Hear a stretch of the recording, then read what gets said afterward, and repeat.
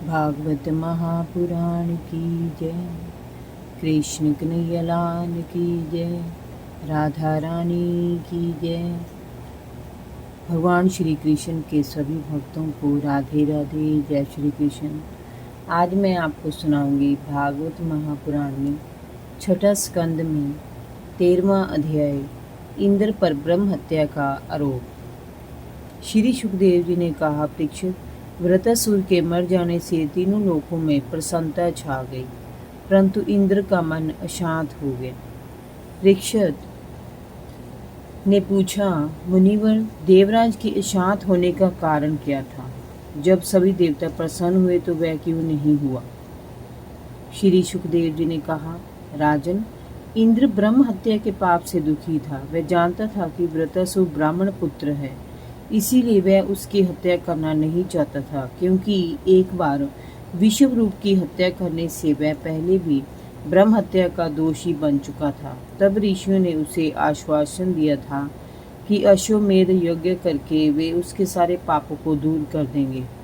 अश्वमेध यज्ञ से अंतर्यामी सर्वशक्तिमान परमात्मा की आराधना करने से सभी पापों से मुक्त हुआ जा सकता है। भगवान के नाम का कीर्तन करने से तो ब्रह्म हत्या से ही नहीं, पिता, माता, आचार्य आदि की हत्याओं के दोष से भी बचा जा सकता है। महापापी और कुत्ते का मांस खाने वाले दुष्ट चंडाल और कसाई भी शुद्ध हो जाते हैं। अंत दुष्ट आतताई वृत्रासुर का वध करने में कोई बुराई नहीं है। परीक्षित, इस प्रकार ब्राह्मणों से प्रेरणा प्राप्त करके ही देवराज ने वृत्रासुर का वध किया था। अब उसके मारे जाने पर ब्रह्म हत्या इंद्र के पास आई। उसके कारण इंद्र को बड़ा क्लेश और दुख हुआ। उसका हृदय भीतर से जलने लगा, मन परेशान रहने लगा। एक क्षण के लिए उसे चैन नहीं पड़ रहा था। उसे ऐसा लगा कि जैसे ब्रह्म हत्या सशक्त चंडालनी के समान उसके पीछे पीछे भागी चली आ रही है। उसके सारे वस्त्र ब्राह्मण के रक्त से भीग गए हैं। उसे लगा कि वह उसके भय से सभी दिशाओं में भागता फिर रहा है और कहीं भी उसे आश्रय नहीं मिल पा रहा है।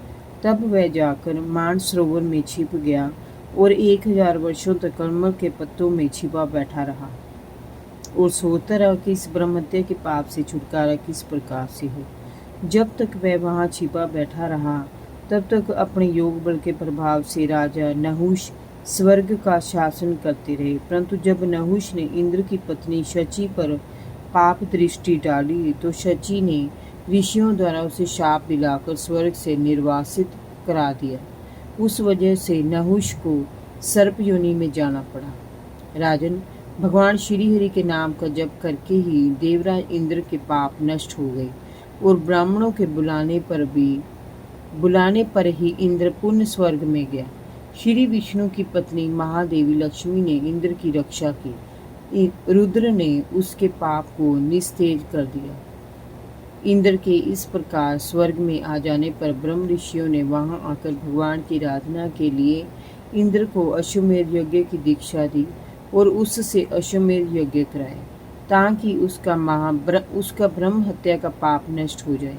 इंद्र ने अश्वमेध यज्ञ द्वारा भगवान श्री हरि नारायण की एकाग्रचित होकर आराधना की। उसके प्रभाव से इंद्र के वे सारे पाप नष्ट हो गए जो उसे वृत्रासुर के वध के कारण प्राप्त हुए थे। परीक्षित, इस कथा से इंद्र की विजय, उसके संसार के बंधन से मुक्ति और भगवान के भक्त वृत्रासुर के चरित्र का वर्णन हुआ। ये श्री हरि नाम का संकीर्तन सभी पापों को धो डालने वाला है और भक्ति को बढ़ाने वाला है। बुद्धिमानों को सदैव इसको पढ़ना चाहिए और भगवान के संकीर्तन में लगना चाहिए। ये जंगने पाप को भी नष्ट कर डालता है और मंगल की श्री वृद्धि करता है। जय जय श्री राधे। भागवत महापुराण की जय। कृष्ण कन्हैया लाल की जय। राधा रानी की जय। भगवान श्री कृष्ण के सभी भक्तों को राधे राधे, जय श्री कृष्ण।